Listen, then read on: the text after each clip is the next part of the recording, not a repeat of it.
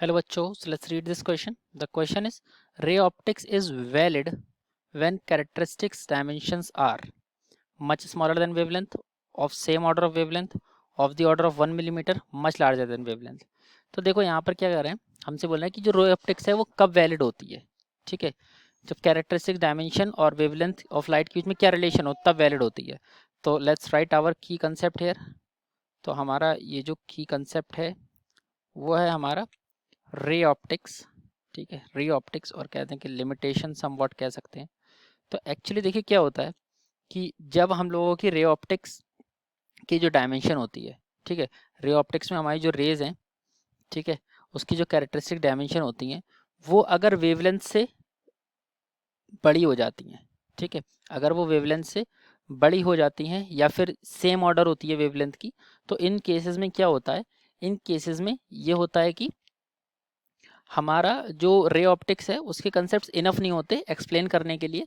ठीक है, हमें किसकी ज़रूरत पड़ती है, वी नीड डिफ्रैक्शन. ठीक है, तो या फिर बोलूँ कि बी और डी के केस में, बी और डी ऑप्शन के केस में हमें डिफ्रैक्शन की ज़रूरत पड़ेगी. हमें डिफ्रैक्शन की ज़रूरत पड़ेगी, रे ऑप्टिक्स के कंसेप्ट हमारे इनफ नहीं होंगे to deal with the situation.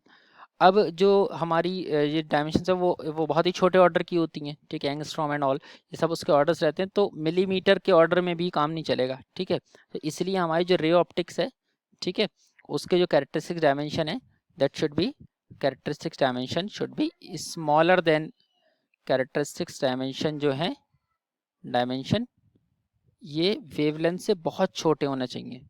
Should be much smaller than wavelength, should be much smaller than wavelength, क्योंकि ये इतने छोटे होंगे तभी हमारे रे ऑप्टिक्स के जो कंसेप्ट है वो वैलिड होंगे.